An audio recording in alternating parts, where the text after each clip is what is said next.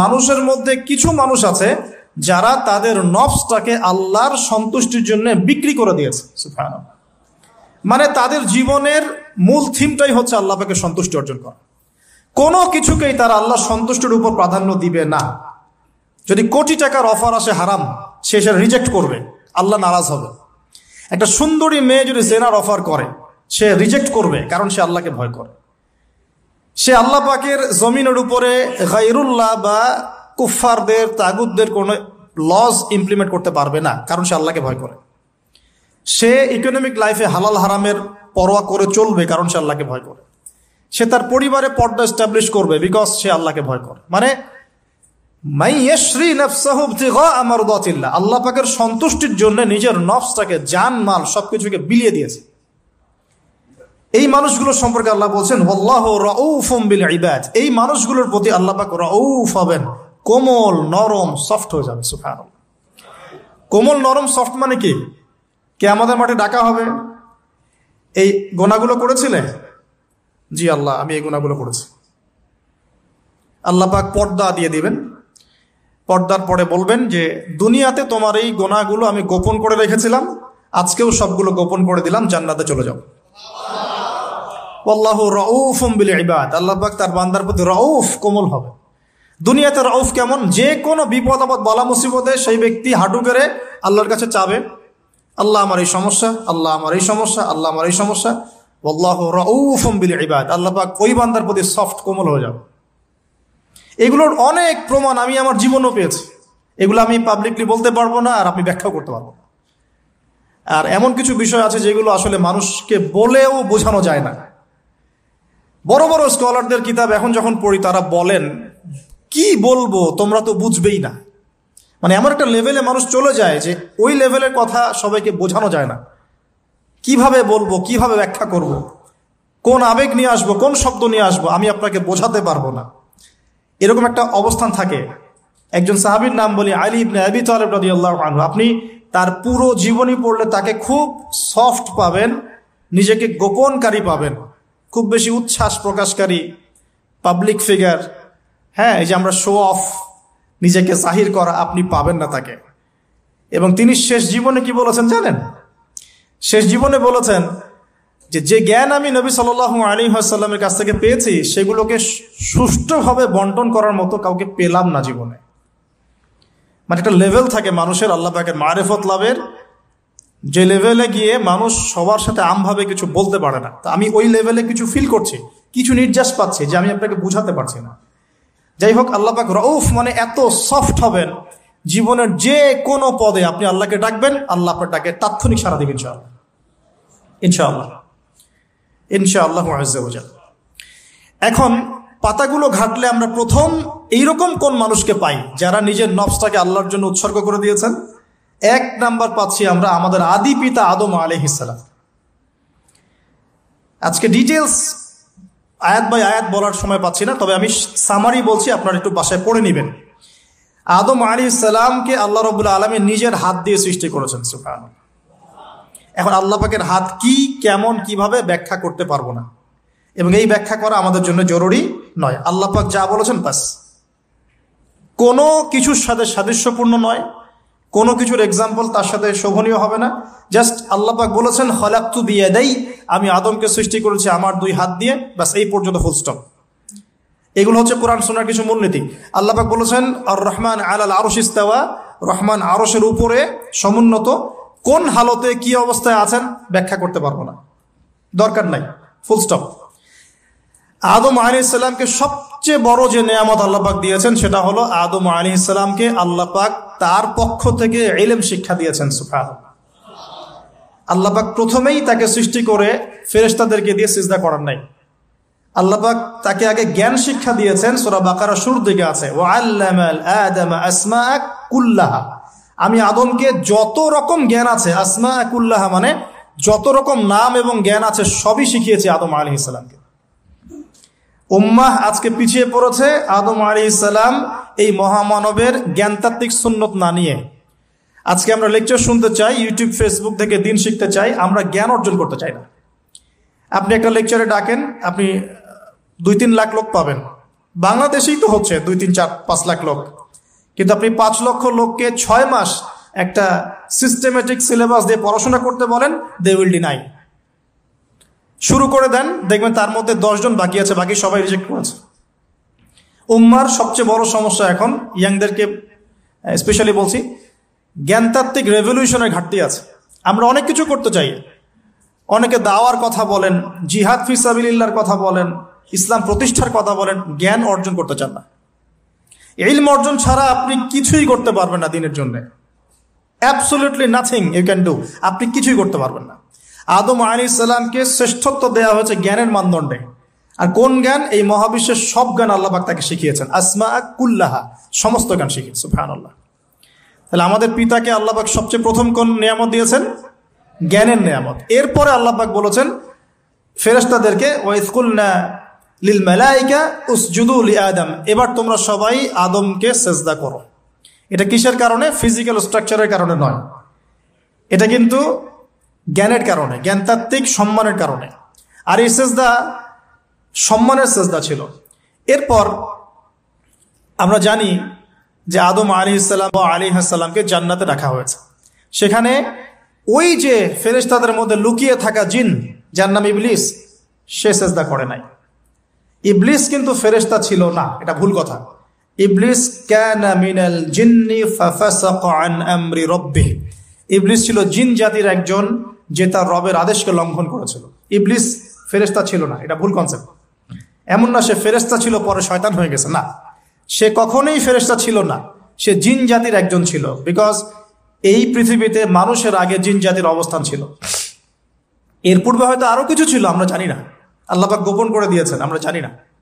এখন ইবলিস সেজদা করেনি কেন? বিকজ সে বলেছিল খলাকতানি মিন নার ওয়া খলাকতাহু মিন তিন, আমাকে সৃষ্টি করেছেন আপনি আগুন দিয়ে, আদমকে সৃষ্টি করেছেন মাটি দিয়ে, কেন আমি আদমকে সেজদা করব? সে আদমকে সেজদা না করে এটা প্রমাণ করতে চাচ্ছে যে আল্লাহ আপনি ভুল, আমি সঠিক। নাউজুবিল্লাহ। এটাকে বলা হয় বাতিল কিয়াস, বাতিল কিয়াস, ভুল কিয়াস। এবং শুধু তাই না, আল্লাহ রাব্বুল আলামিন তাকে ওয়ার্ন করার পরেও সে কিন্তু ইউটার্ন করে তওবা করে ফিরে আসে নাই। সে তার মতের উপর অটল ছিল। পক্ষান্তরে আমাদের পিতামাতা যখন ফল খেয়ে ফেলেছেন জান্নাতে, যখন পোশাক খুলে গেছে, জান্নাতের পোশাক খুলে গেছে, ফল খাওয়ার পর প্রথম যে ঘটনা ঘটেছে, গায়ের পোশাকটা খুলে গেছে। দেখেন, সর্বপ্রথম আমাদের পিতামাতাকে জান্নাতে ফেরেশতাদের সামনে ইবলিস নগ্ন করে দিয়েছে। এটা ছিল আমাদের প্রতি ইবলিসের সবচেয়ে বড় আঘাত। শুরুতে, প্রথম আঘাত। শুরুতে শিরক করাতে পারে নাই, বেদাত করাতে পারে নাই, হারাম খাওয়াতে পারেনি ইত্যাদি। শুরুতে আমাদের পিতামাতাকে সে অবাধ্যতায় লিপ্ত করে গা থেকে জান্নাতের পোশাকটা খুলে ফেলে দিয়েছে। এখান থেকে আমাদেরকে বুঝতে হবে, আজকের এই গ্লোবাল সোসাইটিতে আমরা যে নগ্নতার এই ভয়াল থাবা এবং প্রদর্শনী দেখছি, এটা ওই আসমানের ওই যে ইবলিসের যে চক্রান্ত, তার এই জমিনে বাস্তবায়ন হচ্ছে এখন। বুঝাতে পারিনি মনে হয়, আল্লাহ মাফ করো। ইবলিস আমাদের পিতামাতার গা থেকে কাপড় খুলে ফেলে দিয়েছিল। সূরা আরাফে আল্লাহ পাক এটা বলেছেন, ইয়ানজিউ আনহুমা লিবাসাহুমা লিইউরিয়াহুমা মিন সাওয়াতিহিমা। হে বনু আদম, তোমরা সতর্ক থেকো, তোমাদের পিতামাতার গা থেকে কিন্তু ইবলিস কাপড় খুলে ফেলেছিল, তোমরা পৃথিবীতে গিয়ে আবার সেই কাজ করো না। তাহলে এখন আমরা একটু বুঝতে চেষ্টা করি, ইন্টেলেকচুয়াল অডিয়েন্স সবাই আমরা, আমাদের ক্রিটিক্যাল থিঙ্কার্স দরকার। তাহলে এখন যে সোসাইটির মধ্যে নগ্নতার, বেহায়াপনার সয়লাভ চলছে, every single city and country, including Dhaka, the city of Akhiruzzaman, সেটাও তো দেখেন কোথায় আপনি মানে শালীনতা পাচ্ছেন। ইসলামিক কান্ট্রি হিসেবে আলহামদুলিল্লাহ এখানে অনেক কিছু পান। ওয়ার্ল্ডের অন্যদিকে তাকিয়ে দেখুন। তার মানে ইবলিসের ওই এজেন্টটা এখন পৃথিবীতে কিছু মানুষ বাস্তবায়ন করছে, তাদের সাথে ইবলিসের একটা যোগসূত্র আছে আদর্শিক। আল্লাহ পাক আমাদের মা বোনদেরকে বেপরদামি থেকে হেফাজত করুন এবং আমাদের চোখগুলোকে আল্লাহ পাক পবিত্র করুন। কিভাবে আপনি চোখ নামিয়ে চলবেন এই সমাজের মধ্যে? এটা এত সহজ নয়, আমরা খুব ভালো করে জানি এটা এত সহজ নয়। তো দেখুন, অনেক ভিতরে চলে যাচ্ছি। আদম আলাইহিস সালাম, হাওয়া আলাইহিস সালামকে সর্বপ্রথম নগ্ন করে দিয়েছে ইবলিস। তারা কিন্তু তওবা করে ফিরে এসেছেন। কি সেটা? রব্বানা, আমরা বলি রব্বানা যালামনা আনফুসানা ওয়া ইল্লাম তাগফির লানা ওয়া তারহামনা লানাকুনান্না মিনাল খাসিরিন। যখনই আমাদের পিতামাতা বুঝতে পারলেন যে তারা একটা ভুল করে ফেলেছেন, তখন তারা তওবা করে ইউটার্ন করলেন আল্লাহর দিকে, যেই কাজটা ইবলিস করে নাই। এই কাজটা ইবলিস না করার কারণে সে কাফের হয়ে গেছে, চিরস্থায়ী জাহান্নামী হয়ে গেছে। আর এই তওবা করে ফিরে আসার কারণে আমাদের পিতামাতা জান্নাতি হয়ে গেছে। আল্লাহ পাক এ কারণেই তার রাসূলের মাধ্যমে জানিয়েছেন যে প্রত্যেক আদম সন্তান, কুল্লু বানি আদম খাত্তা, প্রত্যেক বনু আদম হচ্ছে পাপী। আমরা সবাই পাপী, আমরা সবাই পাপী। পাপের তো শেষ নাই আমাদের, আল্লাহ মাফ করুক। ওয়া খায়রুল খাত্তাইন আত-তাওয়াব, যারা তওবা করে ফিরে আসে এরাই হচ্ছে শ্রেষ্ঠ পাপী। জীবনের যে কোনো সময় যদি কেউ খালেস ভাবে আল্লাহর দিকে তওবা করে ফিরে আসতে পারে, আল্লাহ পাক এক মুহূর্তের মধ্যে তার আমলনামার সমস্ত গুনাহ মাফ করে নেকি দিয়ে পরিবর্তন করতে পারে। এগুলো হাদিস থেকে বলছি, ডিটেলস বলতে পারছি না আমি, কোডগুলো। তো এখন এই মহামানবের জীবন থেকে আমরা কি শিখলাম? দেখুন, তাকে আল্লাহ পাক ইলমের নিয়ামত দিয়েছেন। তার মানে আমরা যদি গতানুগতিক মুসলিম না হয়ে এক্সট্রা অর্ডিনারি মুসলিম হয়ে আল্লাহর সাথে সাক্ষাৎ করতে চাই, দুনিয়াতে বেঁচে থাকতে চাই, পরকালে জান্নাত চাই, তাহলে আমাদেরকে আগে ইলমের চর্চা করতে হবে। এবং এই জ্ঞানের চর্চা মানে ক্লাসিক্যাল সিলেবাসে আপনাকে পড়াশোনা করতে হবে। শুধু একটা লেকচার শুনে নয়, ফেসবুক ইউটিউব দেখে তো মোটেই নয়। এখান থেকে মাঝে মাঝে কিছু নলেজ নেওয়া যায়, কিন্তু এগুলো কখনো কনস্ট্রাকটিভ নলেজ নয়। বরেণ্য ওলামায়ে কেরাম যারা থাকবেন আপনাদের বেস্ট পসিবল ওয়েতে, তাদের কাছে গিয়ে পরামর্শ করে বইপত্র পড়তে হবে। আদারওয়াইজ আপনার মেমোরি এবং জ্ঞানটা বিক্ষিপ্ত হয়ে যাবে। এখনকার ইয়াং জেনারেশনের অন্যতম সেরা প্রবলেম হচ্ছে তাদের মস্তিষ্ক বিক্ষিপ্ত। তাদের মস্তিষ্কে কনস্ট্রাকটিভ কোনো সিলেবাসের পড়াশোনা নাই। আজকে এই বই, কালকে ওই বই, কালকে আদনান ভাইয়ের লেকচার, পরশুদিন আজহারি ভাইয়ের লেকচার, তারপরের দিন আরেক ভাই, তারপর আরেক ভাই। আবার সমাজে তো এক একজন এক এক কথাও বলছে, তখন তার মাথাটা পুরো পাজলড, হ্যাঁ, ম্যাসাকার্ড। এই মাসালা এটা বলছেন, ওই মাসালা ওইটা, তার ওইটা কি হবে, ওইটা কি হবে। সলিউশন হচ্ছে ক্লাসিক্যাল ইসলামিক সিলেবাস পড়াশোনা করতে হবে। আমি খুব শর্ট করে গেলে সাবজেক্টগুলো বলে দিই আপনাদেরকে। 1 নম্বর, ফার্স্ট অফ অল কোরআনুল কারীম। কোরআনুল কারীমের মধ্যে থাকবে authentic recitation, translation, Quranic grammar এবং অ্যারাবিক ল্যাঙ্গুয়েজ, 4টা বিষয়। তারপর থাকবে হাদিস নবী সাল্লাল্লাহু আলাইহি ওয়াসাল্লাম। হাদিসের মধ্যে সহজ হাদিসের কিতাবগুলো পড়তে হবে। ফর এক্সাম্পল মিশকাতুল মাসাবিহ, রিয়াদুস সালিহিন, বুলুগুল মারাম, আপনার ফয়জুল কালাম, হাদিসে আরবাইন, এরকম কিতাবগুলো আগে, তারপরে আস্তে আস্তে আস্তে আপনি কঠিন কিতাবের দিকে যাবেন। তবে এগুলো ওস্তাদ ছাড়া হয় না। এরপর দরকার হচ্ছে সিরাত, নবী সাল্লাল্লাহু আলাইহি ওয়াসাল্লামের পবিত্র জীবনী। এই জীবনী যার জানা নাই, সে তার জীবনটাকে রাসূলের সিরাতের আলোকে মেলাতে পারবে না। এবং দ্বীন ইসলাম নিয়ে কিছু করতে চাইলে রাসূলের সিরাতের সুন্নাহ মাফিক করতে পারবে না। এরপর দরকার ইকোনমিক্সের জ্ঞান, ইসলামিক ইকোনমিক্স অবশ্যই। তারপরে দরকার হচ্ছে ইসলামিক ইতিহাসের জ্ঞান, ফিকহের জ্ঞান, আকীদার জ্ঞান, উসুলের জ্ঞান। এভাবে একটা কনস্ট্রাকটিভ সিলেবাস দাঁড়ায়। তারপরে গিয়ে একজন মানুষের জ্ঞানটা পাকাপোক্ত হবে। সময় লাগুক না, 10 বছর, 15 বছর, 20 বছর। আমরা দোয়া করি আল্লাহর কাছে, আল্লাহ পাক আগামী পুরো 20 বছর আমাদেরকে পড়াশোনা করার তৌফিক দান করুন। পড়তে থাকবো। আমাদের বেশি কথা বলার দরকার নেই, পড়তে থাকবো, জানতে থাকবো। এখন তাহলে আমরা আজকে প্রথম একটা লেসন পেলাম, গতানুগতিক মুসলিম না হয়ে এক্সট্রা অর্ডিনারি মুসলিম হতে হলে প্রথমে এই মহামানবের জ্ঞানতাত্ত্বিক শিক্ষা নিতে হবে, ইলমের মেহনত হবে ইনশাআল্লাহ তাআলা। আল্লাহ পাক আমাদের সবাইকে জ্ঞানের মেহনত করার তৌফিক দান করুন এবং আমাদের পরিবারে জ্ঞান প্রতিষ্ঠার তৌফিক দান করুন। আমাদের বাচ্চাদের মধ্যে সেই জ্ঞান প্রবেশ করানোর তৌফিক দান করুন। আর প্রয়োজন হচ্ছে তাওবাহ, আত-তাওবাহ। আদম আলাইহিস সালাম ভুল করেছেন, আমরাও ভুল করি, কিন্তু শয়তানের পাল্লায় পড়ে ভুল করলেই তার তাবেদারি করতে হবে না, বরং যখনই আমাদের স্মরণ হবে আমরা ইউটার্ন করবো আল্লাহর দিকে তওবা করে। দ্বিতীয় মেসেজ হচ্ছে বেশি বেশি তওবা ইস্তেগফার করব। দিনে কমপক্ষে 100 বার পড়তে পারি আস্তাগফিরুল্লাহাল্লাযী লা ইলাহা ইল্লা হুয়াল হাইয়ুল কাইয়্যুম ওয়া আতুবু ইলাইহি, অথবা এতটুকু অ্যাটলিস্ট আস্তাগফিরুল্লাহ ওয়া আতুবু ইলাইহি, আস্তাগফিরুল্লাহ ওয়া আতুবু ইলাইহি, ব্যাস এতটুকু। নবী সাল্লাল্লাহু আলাইহি ওয়াসাল্লাম দিনে 100 বার তওবা করতেন, কোন হাদিস এসেছে 70 বার তওবা করতেন। এরপর একটু সামনে যাই, কোরআনের পাতা উল্টালে দেখবো আরেকজন নবীর নাম আসে, আরেকজন মহামানবের নাম, তার নাম হচ্ছে নূহ আলাইহিস সালাম। এই মানুষগুলো যাদের কথা বলছি তারা কিন্তু কেউ গতানুগতিক মুসলিম ছিলেন না, ছিলেন তারা এক্সট্রা অর্ডিনারি মুসলিম ছিলেন। আমি তাদের থেকে নলেজ নিচ্ছি। এবার আসি কোরআনের পাতা একটু সামনে গেলে দেখবো আরেকজন নবীর নাম চলে আসে, নূহ আলাইহিস সালাম। নাম শুনেছেন? সামারি 950 বছর দিনের দাওয়াত দিয়েছেন। সুবহান। এক্সট্রা অর্ডিনারি মুসলিম হতে হলে আমাদেরকে দাওয়াতি কাজ করতে হবে, তার আগে ওই যে জ্ঞান অর্জন করতে হবে।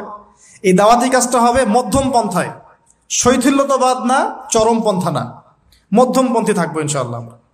এখানে অনেক সময় মধ্যমপন্থী থাকতে গিয়ে কিছু মানুষ হিকমতের দোহাই পেরে শৈথিলতাবাদী হয়ে যায়। আমি মনে বুঝাতে পারি না, কিছু মানুষ মধ্যম পন্থার দাওয়াতের কথা বলেও হিকমতের দোহাই দিয়ে কখনো কখনো শৈথিলতাবাদী হয়ে যান। এটাও ঠিক, ওটাও ঠিক, এটাও চলে, ওটাও চলে, এদিকে চলে আসে। আবার কিছু মানুষ মধ্যম পন্থার কথা বলে অনেক সময় খুব ওভার এগ্রেসিভ পদক্ষেপে চলে যান। দুটোই উম্মার জন্য ক্ষতিকর। এজন্যই ক্লাসিক্যাল ওলামায়ে কেরামের সাথে পরামর্শ ভিত্তিক চলাফেরা করা উচিত। তাহলে তারা ডাইরেকশন দিতে পারবেন যে কোনটা এই প্রেক্ষাপটে করা উচিত, কোনটা করা উচিত না। তো নূহ আলাইহিস সালামের জীবন থেকে আমরা শিখছি দাওয়াতের মেহনত করতে হবে। এটা আমি আজকেও শিখলাম নতুন করে। নিজের মধ্যেই মনে হলো যে আমার সামনে যে ভাই গাড়ি ড্রাইভ করছেন তাকে তো দুটো কথা বলতে পারতাম, কেন বললাম না? যে ইমামের পিছনে নামাজ পড়ে আসলাম তাকে তো দুটো কথা বলতে পারতাম, কেন বললাম না? বলতে পারতাম যে ইমাম সাহেব আপনি শুনুন, নবী সাল্লাল্লাহু আলাইহি ওয়াসাল্লাম বলেছেন দুনিয়ার সবচাইতে নিকৃষ্ট চোর হচ্ছে সে ব্যক্তি যে রুকু সেজদা ঠিক মতো আদায় করে না। চুরি করলে চোরের হাত কেটে ফেলতে হয়। যদি কেউ আমার ফোনটা চুরি করে, ইসলামিক লস কি বলছে? তার হাতটা কেটে ফেলতে হয়। আর নবীজি বলছেন সবচেয়ে নিকৃষ্ট চোর সে ব্যক্তি যে ব্যক্তি রুকু সেজদা ঠিক মতো আদায় করে না। তো আমরা এরকম দাওয়াতের অনেক ক্ষেত্র পাই। নিজেও ফিল করলাম যে না, আসলে মনে হয় আমি পরিপূর্ণ দায়ী হতে পারছি না। আমি তো যে বিমানে আসলাম তার কেবিন ক্রুদেরকে দাওয়াত দিতে পারতাম, অ্যাটলিস্ট শালীনতার একটা আয়াত শোনাতে পারতাম যে এই পোশাকগুলো মেয়েদের পরা উচিত নয়। যে পোশাকটা আপনি পরে আছেন, আকাশে উঠছি, সুবহানাল্লাহ, 1 সেকেন্ডের মধ্যে প্লেন ক্র্যাশ করতে পারে। Possible or not possible? 1 সেকেন্ডের মধ্যে। সেখানে আমি কিভাবে আল্লাহর জিকির বাদ দিয়ে বেহায়াপনা লিপ্ত হতে পারি? বিশ্বাস করেন, হয়তোবা আমি একটু দুর্বল মনের মানুষ কিনা জানি না, কিন্তু আমি এয়ারে উঠলে আমার সবসময় ফিকির থাকে লা ইলাহা ইল্লাল্লাহ লা হাওলা ওয়ালা কুওয়াতা ইল্লা বিল্লাহ আস্তাগফিরুল্লাহ ওয়া আতুবু ইলাইহি।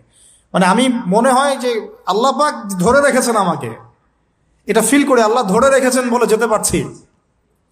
ওখানে আমরা কিভাবে নগ্নতা প্রদর্শনী করতে পারি, কিভাবে করতে পারি? তো দাওয়াতের অনেক ক্ষেত্র সামনে আসে।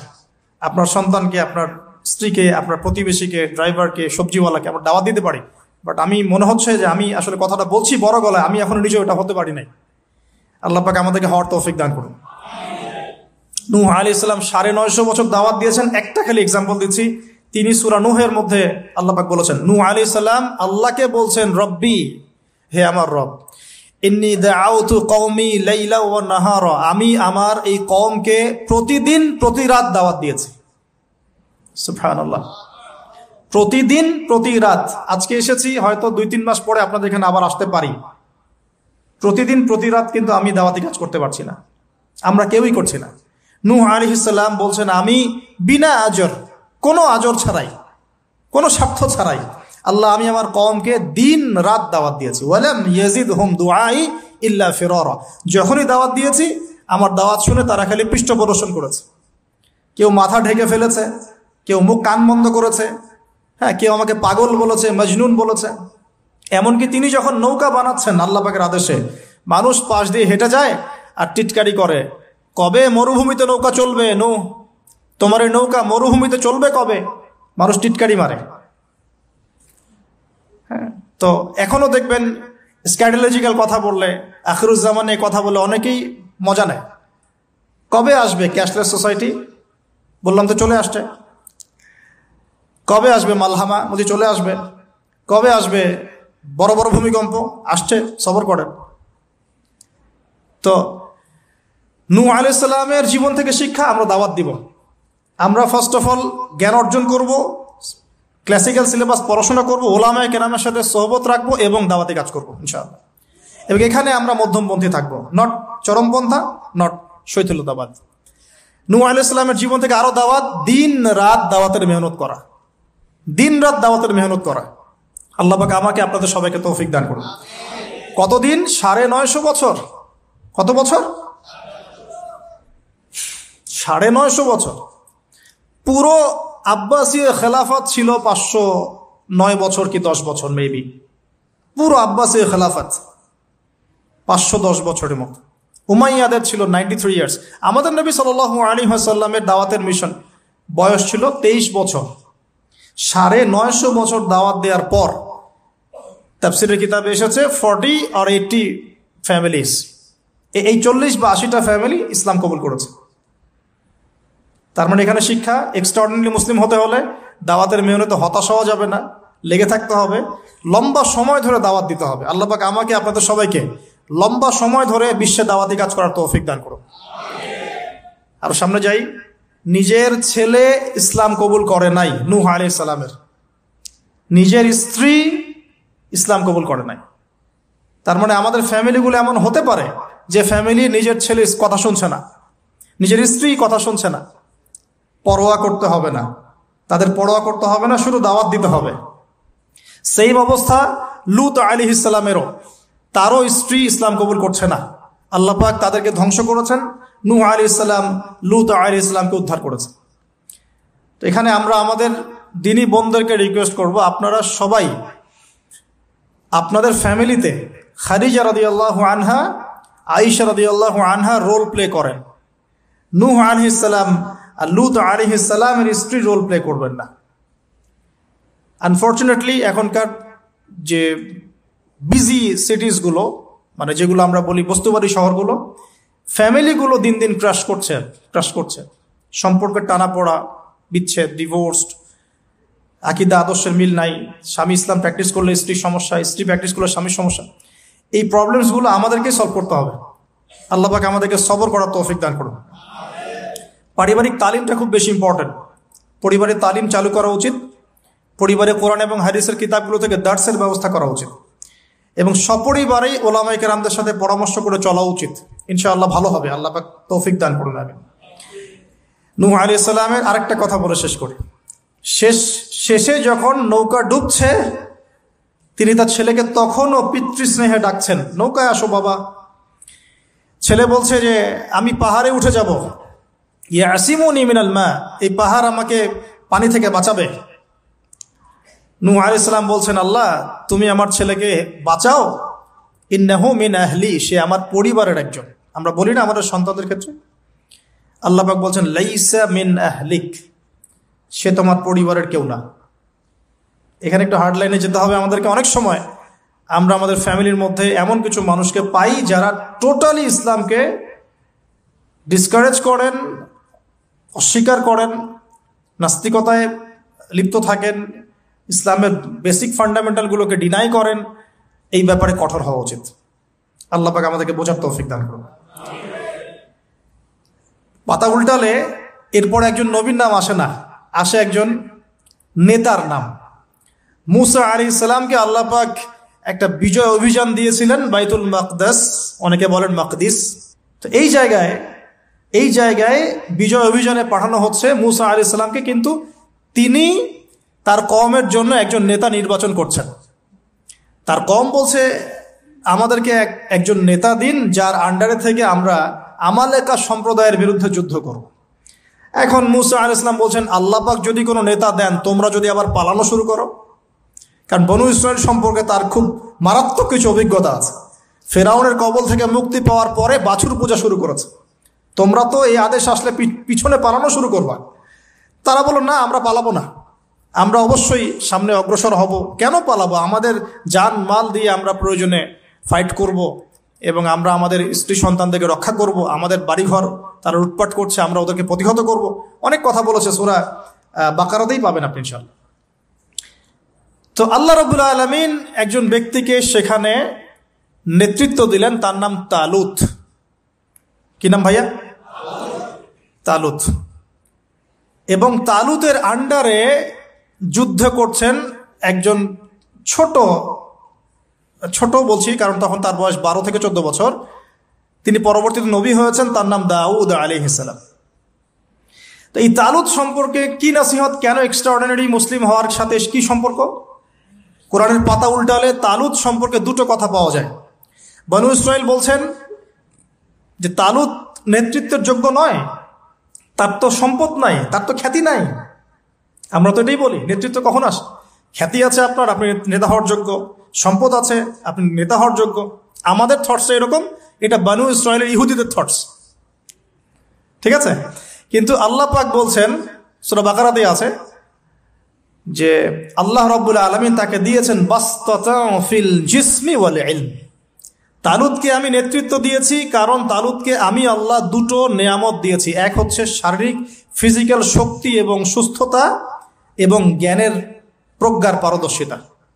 তাহলে নেতৃত্বের দুটো গুণ পেলাম, প্রজ্ঞা, জ্ঞান এবং শারীরিক সুস্থতা, শক্তি।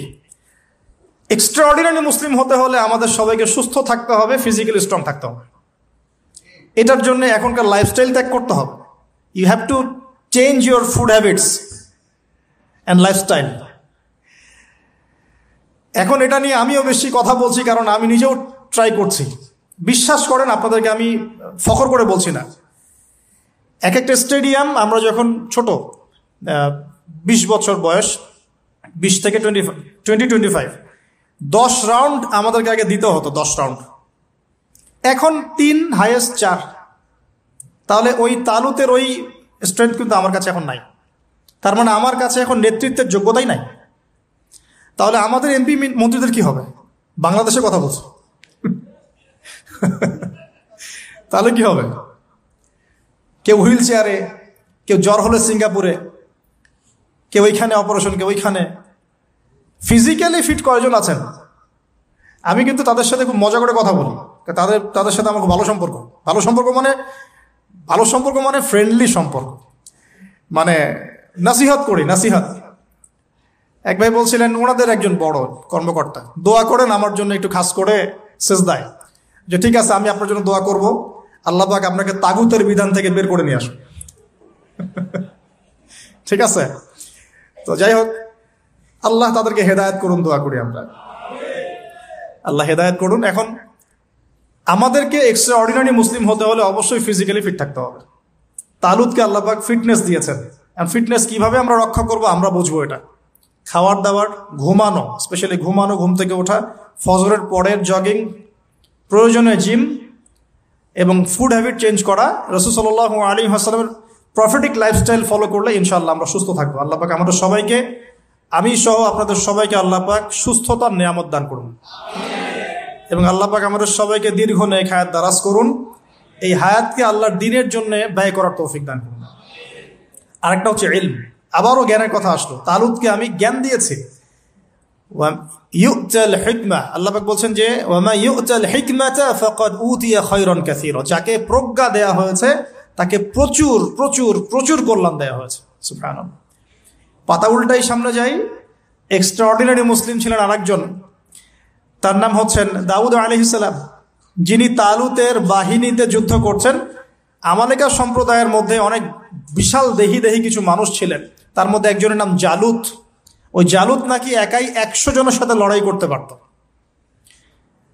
তো তালুত যখন নদী পার হচ্ছে তখন বলেছিল যে কেউ পানি খাবে না, শুধুমাত্র 1 ঢোক পানি খেতে পারবে।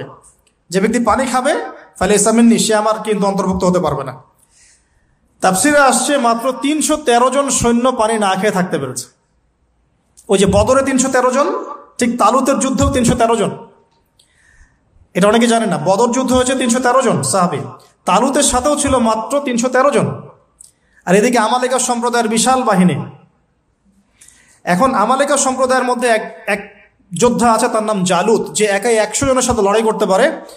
আল্লাহ রাব্বুল আলামিন তার সাথে মোবারাজার জন্য দাউদ আলাইহিস সালামকে আদেশ করছে। দাউদ আলাইহিস সালামের বয়স তখন 14 বছর। বলা হচ্ছে তাফসীরের কিতাবে, দাউদ আলাইহিস সালাম দূর থেকে একটা গুলতি বলি আমরা, বাটুল গুলতি টাইপের, এগুলো নিক্ষেপ করে এটা সরাসরি তার এই দুই চোখের মাঝখানে গিয়ে লাগিয়েতেই তার ইন্তেকাল হয়ে গেছে, মৃত্যু হয়ে গেছে। জালুত শেষ। এটা দেখে আমালেকা সম্প্রদায় পিছনে পালানো শুরু করেছে। 313 জন নিয়ে এই মুসা আলাইহিস সালামের নেতৃত্বে, তালুতের নেতৃত্বে এই বাহিনী বাইতুল মাকদিস বিজয় করেছিল। এই বাইতুল মাকদিসের হিস্ট্রি অনেক অনেক প্রাচীন। এরা তো এখানকার নতুন আবর্জনা, এরা এখানকার নতুন নব্য আবর্জনা, কারণ এর হিস্ট্রি অনেক লম্বা, অনেক লম্বা। এর হিস্ট্রি এত লম্বা যেটা নিয়ে একটা কিতাবই লেখা যায়, যে জেরুজালেমের হিস্ট্রি, এই ইতিহাস পড়ে দেখেন। তো যাই হোক, এখন দাউদ আলাইহিস সালাম থেকে আমাদের কি শিক্ষা আছে একটু দেখি। এক্সট্রাঅর্ডিনারি মুসলিম হতে হলে কি করতে হবে? দাউদ আলাইহিস সালাম সম্পর্কে আল্লাহ রাব্বুল আলামিন দুটো কথা বলেছেন। এক, আল্লাহ রাব্বুল আলামিনের কাছে দাউদ আলাইহিস সালামের নামাজ অনেক অনেক বেশি পছন্দের ছিল, এবং আল্লাহ রাব্বুল আলামিন দাউদ আলাইহিস সালামের রোজাটা অনেক বেশি পছন্দ করতেন। আমরা কি জানি তিনি কেমন করে রোজা রাখতেন? একদিন রোজা রাখতেন, পরের দিন রাখতেন না, তারপরে আবার রাখতেন, তারপর রাখতেন না, তারপর আবার রাখতেন, তারপর রাখতেন না। এইভাবে তিনি সারা বছর রোজা রাখতেন। সুবহানাল্লাহ। এবং রাতের বেলা এত চমৎকার করে জাবুর তেলাওয়াত করতেন আর নামাজে দাঁড়িয়ে থাকতেন, তার এই জাবুরের তেলাওয়াত শুনতে পাখি, অনেক তাফসিরে আসছে পাখি, মাছ, অন্যান্য প্রাণী, তারা এসে চুপ করে বসে তার তেলাওয়াত শুনত। এগুলো কোনো গাল গল্প নয়। বিশ্বাস করেন আল্লাহ পাকের এই পৃথিবীতে যত মাখলুক আছে সবাই আল্লাহর ইবাদত করে, সবাই। আল্লাহ পাক তো আমার নামাজের মুখাপেক্ষী নন। আসমান নামাজ পড়ছে, জমিন নামাজ পড়ছে, চন্দ্র সূর্য নামাজ পড়ছে, পাহাড় পর্বত নামাজ পড়ছে। একজন সুফি পীর সাহেবের সাথে সাক্ষাৎ হয়েছিল, তিনি বলেছেন যে আমাদের বডির মধ্যে যে কীট পতঙ্গগুলো থাকে সেগুলো তাসবিহ পাঠ করে। তো আল্লাহ পাক তো আমার নামাজের মুখাপেক্ষী নন। তো এখান থেকে এক্সট্রা অর্ডিনারি মুসলিম হতে হলে, আহসান হতে হলে আমাদেরকে নামাজ ঠিক করতে হবে। আল্লাহ পাক আমাদের সবাইকে দাউদ আলাইহিস সালামের মতো সুন্দর করে নামাজ পড়ার তৌফিক দান করুন। আর দাউদ আলাইহিস সালামের এই সুন্নতের উপর আমল কে করেছেন সবচেয়ে বেশি? আমাদের নবী মুহাম্মদ সাল্লাল্লাহু আলাইহি ওয়াসাল্লাম। অ্যাটলিস্ট আমরা তার উম্মত, তার মতো করে নামাজটা তো পড়তে শিখব। বিশ্বাস করেন এখন ম্যাক্সিমাম মসজিদ, আমি এখানকার অবস্থা জানি না, আমি আমার লোকালিটির কথা বলছি, ম্যাক্সিমাম মসজিদ বাইতুল্লাহ থেকে এখন বাইতুল নাস হয়ে গেছে। বুঝতে পারেননি? বাইতুল্লাহ মানে আল্লাহর ঘর, যেখানে আল্লাহর বিধান চলবে, আল্লাহর মতো, আল্লাহ যেভাবে সন্তুষ্ট হন সেই নামাজ চলবে। এখন চলছে বাইতুল নাস, মানুষের সন্তুষ্টির নামাজ, মানুষের সন্তুষ্টির নামাজ। মসজিদ কমিটির, অনেক মসজিদ কমিটির সভাপতি সব সুদখোর, ঘুষখোর, দুর্নীতিবাজ ভর্তি। ইমাম সাহেব কিছু বলতেও পারে না, বেচারা কি বলবে, বললেই তো চাকরি শেষ। একদিন এক ইমাম সাহেবের সাথে গল্প হচ্ছিল, তিনি বলছেন যে আমি ভাই প্রথম দিন খুতবা দিয়েছি সুদের উপরে, প্রথম দিন খুতবা দিয়েছি সুদের উপরে, তারপরে আমাকে সুন্দর করে রিমান্ডে নিয়ে নিল আর কি কমিটি, তারপরে তওবার উপরে আমি আলোচনা করেছি, তওবার উপরে আলোচনা। এগুলো কিন্তু বাস্তবতা। বাইতুল নাস হয়ে গেছে মসজিদগুলো এখন। নামাজের কোনো আধ্যাত্মিকতাই পাচ্ছেন না আপনি, মারেফতি নাই। এই যে আমরা দাঁড়িয়ে বলি আউযু বিল্লাহি মিনাশ শাইতানির রাজিম মিন নাফখিহি ওয়া নাফসিহি ওয়া হামজিহি, কত পার্সেন্ট মানুষের অর্থ জানে? আমরা বলি বিসমিল্লাহির রহমানির রহিম, এই বিসমিল্লাহির রহমানির রহিম মানে বিসমিল্লাহ, খালি এতটুকু সিনটা শোনা যায়, বাকি আর কিছু শোনা যায় না। অথচ শুধু এই বিসমিল্লাহর প্রতি সম্মান প্রদর্শন করার জন্যে আল্লাহ পাক সাবার রানী বিলকিসকে ইসলাম কবুলের সৌভাগ্য দিয়েছিলেন। মনে আছে সুলাইমানের চিঠি, হয়তো অনেকে পড়েছেন। সুলাইমান আলাইহিস সালাম চিঠি দিয়েছেন, আমার কাছে আত্মসমর্পণ করো। তো রাজার পরিষদ সবাই বলছে আমরা উলুল কুওয়া, আমরা শক্তিশালী, আদেশ করেন লড়াই করব। বিলকিস বলছে না, ইন্নাহু মিন সুলাইমান, এটা সুলাইমানের পক্ষ থেকে আসছে। ওয়া ইন্নাহু বিসমিল্লাহির রহমানির রহিম, এখানে আছে পরম করুণাময় অসীম দয়ালু আল্লাহর নামে শুরু করছে। এই বিসমিল্লাহর প্রতি সম্মান প্রদর্শনের ওসিলায় আল্লাহ রাব্বুল আলামিন এই সাবার রানী বিলকিসকে এই ইসলাম কবুলের সৌভাগ্য দিয়ে দিয়েছেন। আলহামদুলিল্লাহ। বিসমিল্লাহ ঠিক নাই তেলাওয়াতে, কোরআন তেলাওয়াত ঠিক নাই নামাজের মধ্যে, এক একটা হরফের উচ্চারণ কোথায় কি হচ্ছে কি বুঝতেই পারছি না আমরা। আলহামদুলিল্লাহ রাব্বিল আলামিন কি পড়লো আল্লাহ ভালো জানে। এটা কি মন্ত্র নাকি? আলহামদুলিল্লাহি রাব্বিল আলামিন একটা অনুভূতি আছে, একটা অর্থ আছে। সমস্ত প্রশংসা এই জগৎ সমূহের রব আল্লাহর জন্য। আর রহমানির রহিম, যিনি পরম করুণাময় অসীম দয়ালু, একটা ফিলিংস আছে। মালিকি ইয়াউমিদ্দিন, যিনি বিচার দিনের মালিক। ইয়াকা না'বুদু, আমরা শুধু তোমার ইবাদত করি। ওয়া ইয়াকা নাস্তাঈন, শুধু তোমার কাছেই সাহায্য চাই। একসাথে বলি আমরা নামাজে, ইহদিনাস সিরাতাল মুস্তাকিম, আল্লাহ আমাদেরকে সোজা সরল পথ দেখাও। কোথায় ফিলিংস? সিরাতাল লাযীনা আন'আমতা আলাইহিম, এই যে এক্সট্রাঅর্ডিনারি মানুষদের পথ দেখাও আমাদেরকে, যাদের প্রতি আপনি অনুগ্রহ করেছেন। গায়রিল মাগদুবি আলাইহিম, ওই মাগদুবদের পথ চাই না আল্লাহ। হ্যাঁ, ওদের ভালো জিনিস নেওয়া যাবে না এমনটা নয়, কিন্তু এমন নীতি আদর্শ নেওয়া যাবে না যেটা ইসলামের সাথে কনফ্লিক্ট হয়। কনফ্লিক্ট কি ইকোনমিক সেকশনে হচ্ছে না? রিবা কেন্দ্রিক ইকোনমিক সিস্টেম কি ইসলামিক? আল্লাহ সুবহানাহু ওয়া তাআলার ল বহির্ভূত পলিটিক্যাল সিস্টেম কি ইসলামিক? এটা নিজেই নিজেকে প্রশ্ন করি না, অ্যান্সার আপনি খুঁজে আপনার কবরে আপনি যান। কেউ কারোর সাথে লড়াই করছি না। এখন দেখুন, এই যে সূরা ফাতিহা অর্থ বুঝলাম না, একটা সূরা পড়ে গেলাম কুল হুয়াল্লাহু আহাদ। কি কুল হুয়াল্লাহু আহাদ মানে কি? এটা উচ্চারণই বা কেমন করে করতে হয়? কুল, বলুন, হুয়াল্লাহু আহাদ, তিনি আল্লাহ এক। এই যে কুল হুয়াল্লাহু আহাদ অনেকেই বলতে পারে না। কুল হুয়াল্লাহু আহাদ, এটা কি সব একসাথে মিলে একটা শব্দ? এখানে প্রস্রাব করিবেন না, কমা, নাকি করিলে জরিমানা হইবে, তো কমাটা চেঞ্জ করে দেন। এখানে প্রস্রাব করিবেন, না করিলে জরিমানা। তাহলে আমরা তো কোরআনকে এরকম বানিয়ে ফেলছি এখন। কুল হুয়াল্লাহু আহাদ মানে কি? আমি এগুলো নিয়ে বললে অনেক সময় চলে যাবে। আপনাকে হাতে সময় আছে? আচ্ছা, তো দেখেন, আমি নামাজ নাই ভাই, মসজিদে অ্যাপ্রোপ্রিয়েট নামাজ নাই। সব মসজিদের কথা বলছি না, ইল্লা মাশা আল্লাহ। অনেক মসজিদ এখন বাইতুন নাস হয়ে গেছে, মানুষের বাইত, আল্লাহর ঘর নাই, সূরা ঠিক নাই। এরপরে রুকু, এই যে রুকু করলাম, রুকুতে গিয়ে একটা বার সুবহানা রাব্বিয়াল আযীম বলারই সময় পাওয়া যাচ্ছে না। অন্তত 3 বার 5 বার 7 বার তো বলবে, বা 3 বার তো অ্যাটলিস্ট বলবে। এই যে উঠে সামি আল্লাহু লিমান হামিদা, হুলিমান হামিদা কি? হুলিমান হামিদা বলে কি কোনো শব্দ আছে? এটা নতুন শব্দ বানালাম আমি একটা। সামি আল্লাহ, আল্লাহ তার কথা শোনেন। লিমান হামিদা, যে তার কথা, যে আল্লাহর প্রশংসা করে। সামি আল্লাহ, আল্লাহ তার কথা শোনেন। লিমান হামিদাহু, যে তার প্রশংসা করে। একটা অর্থ আছে তো, সামি আল্লাহ হুলিমান হামিদা। হুলিমান হামিদা মানে কি? প্রতিটা জায়গায় সমস্যা, প্রতিটা জায়গায় সমস্যা। নামাজ, এখানে আমি একটা কথা বলতে ভিতরে চলে আসি। নামাজের আমাদের তাজকিয়া উঠে যাচ্ছে, আধ্যাত্মিকত্ব পাচ্ছেন না। আপনি নামাজ নিজে পড়ে নিজে ফিল হচ্ছেন আপনি নামাজ পড়েছেন। সেজদায় গেলেন, সেজদা মনে হচ্ছে ব্যায়াম, টাপাস টাপাস। মাঝখানে বসারও সময় নাই, মাঝখানে বসে যে একটু দোয়া পড়তে হয়, আল্লাহুম্মা গফিরলি ওয়ারহামনি, কত চমৎকার দোয়া। আল্লাহুম্মা গফিরলি, আল্লাহ আমাকে মাফ করে দাও। ওয়ারহামনি, আল্লাহ আমাকে রহম করো।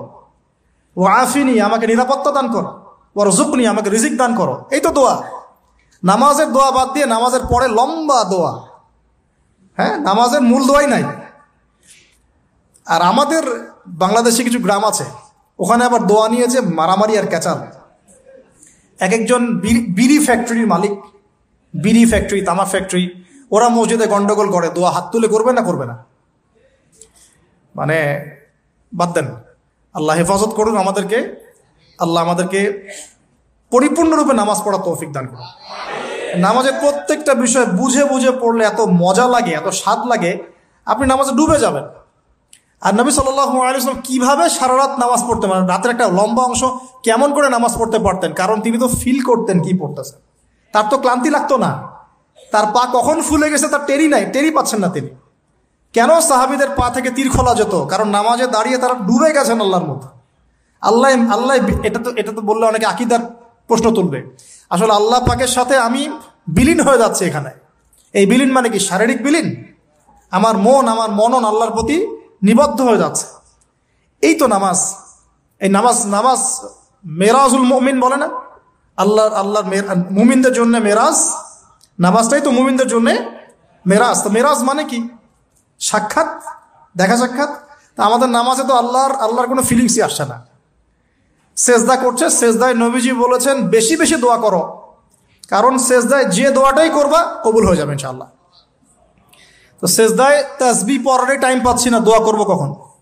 একটা দোয়া করতে গিয়ে দেখলাম ইমাম সাহেব তাশাহুদ শুরু করে দিয়েছে, আর আমি তাশাহুদ ধরতে গিয়ে দেখলাম তাশাহুদ শেষ করতে করতে সালাম শেষ, আমার দরুদ শরীফ বাকি আছে। তো ওই জন্য বিশ্বাস করেন আমি নামাজটা আবার দৌড়ায় পড়ে আসছি, মাগরিবের নামাজ। ছোট ভাইকে নিয়ে বললাম পাশে দাঁড়া, নামাজ হয় নাই। কেন হয় নাই? রুকু সেজদা করতে পারি নাই। নামাজ হবে কিভাবে? এক ওয়াক্ত নামাজ চলে গেল। এই এক ওয়াক্ত নামাজ কি আমার জীবন আবার ফিরে আসবে কিনা? আর আপনারাই বলেন তো, কিয়ামতের মাঠে সবচেয়ে প্রথম কোন আমলের হিসাব হবে? আমার এই বড় বড় কথা, দিন কায়েম, জিহাদ, এই সেই, হাবি জাবি, অনেক বড় বড় কথা, নামাজ ঠিক নাই, কি হবে? ফায়দা আছে কোনো? এই জিনিসটা যদি আমাদের সমাজ থেকে আস্তে আস্তে বিদায় নিতে থাকে তাহলে তো সমস্যা। আল্লাহ পাক আমাদের সবাইকে পরিপূর্ণ নামাজি হওয়ার তৌফিক দান করুন। একটা কথা বলতে গিয়ে অনেক ভিতরে চলে আসলাম। দাউদ আলাইহিস সালামের নামাজ আল্লাহর কাছে অনেক প্রিয় ছিল, আর তার সওম রোজা আল্লাহর কাছে অনেক প্রিয় ছিল। আমাদের সবাইকে আল্লাহ পাক এই মহামানবের জীবন থেকে নামাজ শেখার তৌফিক দান করুন, রোজা রাখার তৌফিক দান করুন।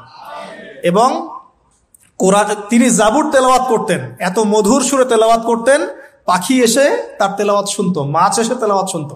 আমাদের তেলাওয়াত তো মাশাআল্লাহ করলে মানুষ বিরক্ত হচ্ছে, আমাদের তেলাওয়াত শুনে মানুষ বিরক্ত হচ্ছে। তো আল্লাহর ওয়াস্তে আমি একটু রিকোয়েস্ট করি সবাইকে, আল্লাহর ওয়াস্তে আপনারা সবাই বিশুদ্ধ করে তার তিলের সাথে কোরআন তেলাওয়াত করা শিখবেন ইনশাআল্লাহ। 1 বছর সময় লাগে লাগুক, 2 বছর লাগে লাগুক, 3 বছর লাগে লাগুক। আমার একজন ওস্তাদি বলতে পারি, টিচার আছেন, যিনি নিজে 7 জনের কাছে কোরআন তেলাওয়াত করা শিখেছেন। তিনি নিজে 7 জন ওস্তাদের কাছে কোরআন তেলাওয়াত করা শিখেছেন। এর কোনো শেষ নাই। চমৎকার করে, সুন্দর করে, মাধুর্যের সাথে কোরআন তেলাওয়াত করা শিখুন। আল্লাহ পাক আমাদের সবাইকে ডেইলি অন্তত 1 পারা করে তেলাওয়াত করার তৌফিক দান করুন। এতে ইনশাআল্লাহ জীবনে বরকত হবে, হায়াতে বরকত হবে, রিজিকে বরকত হবে, আল্লাহর সাথে কানেকশন থাকবে, কোরআনের সাথে আপনার সম্পর্ক থাকবে। কোরআন কাল কিয়ামতে আপনার পক্ষে সাক্ষী দিবে ইনশাআল্লাহ। আল কোরআন হুজ্জাতুল লাকা ওয়া আলাইক, কোরআন আপনার পক্ষে সাক্ষী দিবে বা বিপক্ষে সাক্ষী দিবে। আল্লাহ রাসূল বলেন লা হাসাদা ইল্লা ইসনাতাইন, 2 জন ব্যক্তি ছাড়া কারো প্রতি ঈর্ষা করা জায়েজ নাই। এক, রাজুলুন আতাহুল্লাহুল কোরআন, এমন একজন ব্যক্তি যাকে আল্লাহ পাক কোরআন দিয়েছেন, সুবহানাল্লাহ। ইয়াকুমু বিহি আনা আল-লাইল ওয়া আনা আন-নাহার, যে কোরআন কেন্দ্রিক, সে দিনের বেলা আমল করে, রাতে তাহাজ্জুদের নামাজ পড়ে। আরেকজন ব্যক্তি রাজুলুন আতাহুল্লাহু মালান, একজন ব্যক্তি যাকে আল্লাহ পাক সম্পদ দিয়েছেন, ইউনফিকু বিহি আনা আল-লাইল ওয়া আনা আন-নাহার, এই টাকা পয়সা, মাল সম্পদ ইসলামের জন্য সে দিন রাত খরচ করে। এই 2 ব্যক্তি ছাড়া অন্য কারোর প্রতি ঈর্ষা করা যায় না। আর এগুলো হাদিস তো অনেক শুনেছেন, প্রত্যেক হরফে 10 নেকি করে পাবেন। কোরআন আপনার পক্ষে সাক্ষী দিবে।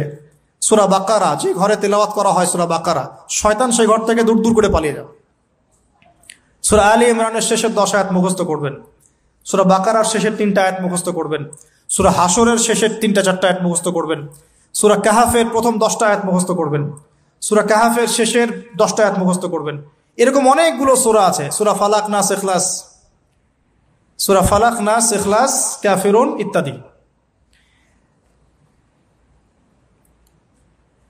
নামাজ শেষ করব? আচ্ছা, ওকে, আমি গুটিয়ে নিচ্ছি ইনশাআল্লাহ। তো আমরা দাউদ আলাইহিস সালামের কথা শুনলাম, আরেকজন মহামানব। আর কয়েকজনের কথা জাস্ট সংক্ষিপ্ত করে টাচ করে শেষ করে দিচ্ছি। তার ছেলে সুলাইমান আলাইহিস সালাম, নাম শুনেছি তো?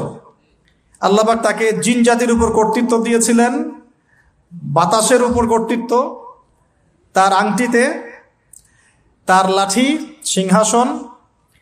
এক কথায় তাকে আল্লাহ পাক এত বড় রাজত্ব দিয়েছেন যেটা আল্লাহ পাক এর আগেও কাউকে দেন নাই, পরেও কাউকে দেন নাই। এখান থেকে আমরা শিখছি শক্তিশালী মুসলিম হওয়ার একটা নাসিহাত, শক্তিশালী মুসলিম হওয়া।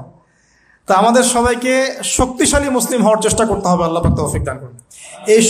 এই শক্তি গেইন করার চেষ্টা করতে হবে, আল্লাহ পাক তৌফিক দান করুন। দুর্বল মুমিনের চাইতে শক্তিশালী মুমিন আল্লাহর কাছে বেশি পছন্দের। এখানে ইসলামের শক্তি আমরা দেখতে পাচ্ছি। আরো সামনে যাই, পাতা উল্টাই, দেখবেন একজন অত্যন্ত অপূর্ব সুন্দর, আমাদের মুরাদ ভাইয়ের মতো অপূর্ব সুন্দর একজন মহামানবের কথা আছে, ইউসুফ আলাইহিস সালাম। আমরা সূরা ইউসুফ পড়তে শিখি নাই এখনো। আমরা সবাই মনে করি সূরা ইউসুফ মানে হচ্ছে ইউসুফ জুলাইখার প্রেম কাহিনী, আমরা এটাই মনে করি। সূরা ইউসুফকে আল্লাহ পাক সবচেয়ে শ্রেষ্ঠ উপন্যাস বলেছেন, আহসানুল কসাস। একটু গভীরভাবে পড়ে দেখবেন অর্থগুলো। এটা ইউসুফ জুলাইখার প্রেম কাহিনী নয়, এটা ইউসুফ আলাইহিস সালামের সাথে তার বাবার মহব্বতের কাহিনী। সুবহানাল্লাহ, এটা পিতা আর সন্তানের মহব্বতের কাহিনী। এত মহব্বত যে সন্তান 20 বছর আগে হারিয়ে গেছে, যে সন্তান কূপ থেকে রাজপ্রাসাদে, রাজপ্রাসাদ থেকে জেলখানায়, জেলখানা থেকে আবার মিশরের গভর্নমেন্ট মানে পলিটিক্যাল পাওয়ার এসেছেন, বাবা কিন্তু এটা জানেন না। কিন্তু সন্তান যখন একটা জামা পাঠিয়ে দিচ্ছে, জামা, এই কমিজটা নিয়ে যাও, আমার বাবার চোখে দিও, বাবা দৃষ্টি ফিরে পাবে। ওই কমিজ নিয়ে যখন কিছু মানুষ আসছে তার বাসার সামনে, তিনি বলছেন, ইন্নী লাআজিদু রিহা ইউসুফ, আমি আল্লাহর কসম ইউসুফের গন্ধ পাচ্ছি। এটা মারা বুঝতে পারবেন, সন্তানের গন্ধ পাওয়া যায়। বাবারা বুঝবো, সন্তান মায়েদের আমাদের ছেলে মেয়েদের গন্ধ আমরা বুঝি, এটা আমার ছেলের গন্ধ, এটা মেয়ের গন্ধ। ইউসুফ আলাইহিস সালামের কামিজ আসছে 1200 মাইল দূর থেকে, আরো বেশি বা কম হবে, আর এখানে তার বাবা গন্ধ পাচ্ছেন, মহব্বত। এই কথাটা, এই আয়াতটা আসলেই চোখ দিয়ে পানি বের হয়ে যাবে। ইন্নী লাআজিদু রিহা ইউসুফ, আমি ইউসুফের গন্ধ পাচ্ছি। আর মানুষ বলছে, আপনি পাগল হয়ে গেছেন, কতদিন আগে ইউসুফ চলে গেল, আপনি ইউসুফের কথা বলতে বলতে বলতে বলতে চোখ অন্ধ করে ফেললেন কাঁদতে কাঁদতে, এখন বলছেন ইউসুফের গন্ধ পাচ্ছেন। সুবহানাল্লাহ। তো সূরা ইউসুফ পিতা আর সন্তানের প্রেম কাহিনী, মহব্বতের কাহিনী, ট্র্যাজেডি লাইফের। ভাইদের ষড়যন্ত্রে চলে গেলেন কূপে, কূপ থেকে রাজপ্রাসাদে, রাজপ্রাসাদ থেকে জেলখানায়। জেনার আহ্বান করছে তাকে, তিনি বলছেন, মাআযাল্লাহ, আমি আল্লাহর কাছে আশ্রয় প্রার্থনা করছি। এখানে আমরা সূরা ইউসুফ পড়তে গিয়ে ইউসুফ আলাইহিস সালামের বাহ্যিক সৌন্দর্য নিয়ে কথা বলি, তার চরিত্র তার বাহ্যিক সৌন্দর্যের চেয়ে অনেক বেশি সুন্দর। সূরা ইউসুফ আলাইহিস সালামের এই যে জেনা থেকে মুক্ত থাকার শিক্ষা, এটা যদি আমাদের যুব সমাজ নিতে পারে, ইনশাআল্লাহ অর্ধেক কাজ হয়ে যাবে ইনশাআল্লাহ। কত পার্সেন্ট যুবক আছে বলেন দেখি, একটু অনেস্টলি বলেন, সূরা ইউসুফ আলাইহিস সালামের মতো এরকম তাকওয়া, পরহেজগারিতা, জেনা মুক্ত জীবন যেমন করতে পারে। আমরা তো আরো ইচ্ছা করে প্রেম করি, অ্যাফেয়ার করি, রেপ করি, এই করি সেই করি। আর তাকে অফার করা হচ্ছে সম্ভ্রান্ত পরিবারের একজন রাজার স্ত্রী। ক্বালাত হাইতা লাক ক্বালা মাআযাল্লাহ। তাহলে এই মহামানব জীবন থেকে শিক্ষা আছে। আরেকটা বিষয় আছে, রুইয়াল হক, এখানে সত্য স্বপ্নের কথা আছে। তাই যারা বেশি পরহেজগার হবেন, আপনারা কিন্তু সত্য স্বপ্ন দেখবেন এবং স্বপ্নের সত্যতা ডিনাই করবেন না। শেষ জামানায় মুমিনের স্বপ্ন বেশি বেশি সত্য হবে। যদি সত্য স্বপ্ন দেখেন, ভালো স্বপ্ন দেখেন, প্রিয়জন কোনো প্রিয় মানুষকে বলবেন। যদি দুঃস্বপ্ন দেখেন, খারাপ স্বপ্ন দেখেন, কাউকে বলতে যাবেন না। এখানে পড়লে আপনি দেখবেন কাফেরের স্বপ্ন সত্যি হয়েছে। আরেকটা স্ট্র্যাটেজি আছে সূরা ইউসুফে, এর আগে একটা লেকচারে বলেছিলাম। ইউসুফ আলাইহিস সালাম এমন অর্থনৈতিক পরিকল্পনা গ্রহণ করেছিলেন যার ফলশ্রুতিতে মিশরের লক্ষ লক্ষ মানুষ দুর্ভিক্ষ থেকে বেঁচে গেছে। সুবহানাল্লাহ। তাহলে এখনকার আমাদের পারিবারিক ক্ষেত্রেই হোক, সোশ্যাল বা ওয়ার্ল্ড অ্যাফেয়ার্সই হোক, ওই ইকোনমিক পলিসি যদি লঞ্চ করা যায়, ইনশাআল্লাহ তাআলা দেখবেন জনগণ না খেয়ে মরবে না। আর এই কথাটা আমি সবাইকে বোঝাতে পারি, বাংলাদেশের মানুষকে বোঝাতে পারি না। কারণ ইউসুফ আলাইহিস সালাম এখানে 7 বছর মেয়াদি একটা পরিকল্পনা নিয়েছেন। অপচয় করো না, যতটুকুতে কাজ হয়ে যায় এতটুকু ব্যবহার করো, বাকিটা সেভ করো। দুর্ভিক্ষ সামনে আসছে, তখন ইনশাল্লাহ বেঁচে যাবে তোমরা। কে শোনাবে কার কথা? গিয়ে দেখেন এক একটা প্রকল্পের কি অবস্থা। অপচয়ে সবচেয়ে টপ জাতি বাঙালি জাতি এখন সারা ওয়ার্ল্ডের মধ্যে। পানি অপচয়, গ্যাস অপচয়, তেল অপচয়, বাদ দেন, এ বলতে গেলে অনেক সময় চলে যাবে। তাহলে সূরা ইউসুফ থেকে আমরা শিখলাম কি?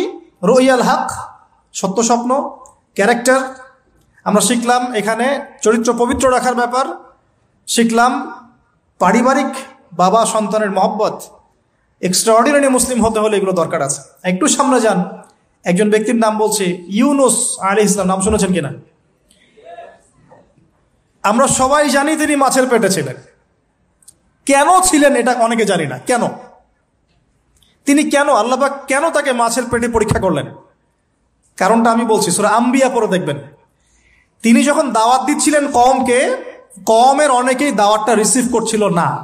একটু রাগান্বিত হয়েছেন তিনি, সামান্য একটু রাগান্বিত। আমরা হয়ে যাই না এখন?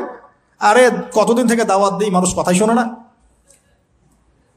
এক ভাই বলছেন, বড় আলেম, কয়েকদিন আগে আমি দেখা করে আসছি, বলছেন যে আমি ভাই এই বাংলাদেশ সম্পর্কে হতাশ হয়ে গেছি, আর মনে হয় না এখানে করে কাজ হবে। তো ইউনুস আলাইহিস সালাম একটু রাগান্বিত হয়ে ব্যাকওয়ার্ডে এসেছেন, আল্লাহ রাব্বুল আলামিন ধরে ফেলেছেন। তোমাকে তো আমি এই দায়িত্ব দিয়েছি জাস্ট আমার তাওহীদ প্রচার করার জন্য, কবুল কে করলো করলো না দেখার দরকার নাই। আল্লাহ পাক তাকে ওই পরীক্ষায় ফেলেছেন, 3 দিন 3 রাত মাছের পেটে। তখন তিনি কি দোয়া করছেন?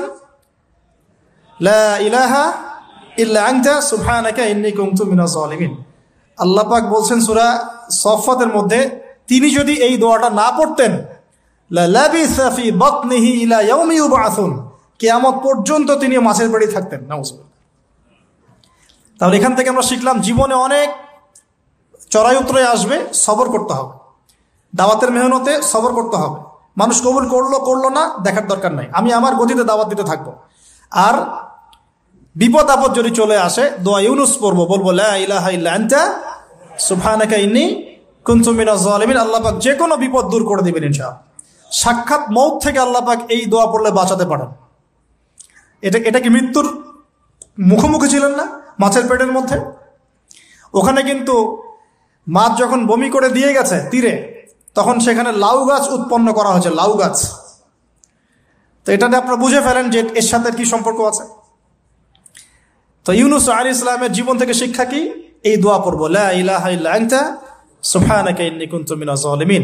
আরেকজন নবীর নাম আইয়ুব, মহামানব, অনেক দিন অসুস্থ, মনে আছে? দীর্ঘদিন অসুস্থ। এখানে একটা কথা বলো, লোভ সামলাতে পারছি না। সালাত আমরা একসাথে পড়বো ইনশাআল্লাহ। আচ্ছা, সেটা হচ্ছে আইয়ুব আলাইহিস সালাম কখন এই দোয়া করেছেন? রব্বি আন্নী মাসানিয়া দুররু ওয়া আনতা আরহামুর রাহিমিন। রোগ যখন আস্তে আস্তে আস্তে তার জিহ্বাতে এসেছে, জিহ্বা দিয়ে তার জিকির করতে কষ্ট হচ্ছে, তখন তিনি বলছেন, আল্লাহ আমাকে অনেক দুঃখ দুর্দশা স্পর্শ করেছে, আমি জিকিরটা ঠিক মতো করতে পারছি না, আল্লাহ আমাকে শেফা দান করো। সুবহানাল্লাহ। এখন আল্লাহ রাব্বুল আলামিন তাকে গোসল করালেন, সুস্থতা লাভ করলেন, তাকে আহাল পরিবার দিলেন, আরোগ্য দান করলেন। শিক্ষা জীবনে যত বড়ই রোগ ব্যাধি বিপদ আপদ বালা মুসিবত আসুক না কেন, এই দোয়াটা পড়বো, আশাহত হব না, হতাশ হব না, আল্লাহর প্রতি সুধারণা রাখবো, দোয়া করবো রব্বি আন্নী মাসানিয়া দুর ওয়া আনতা আরহামুর রাহিমিন। ইনশাআল্লাহ শেফা হয়ে যাবে। সেই লোভনীয় কথাটা এটা।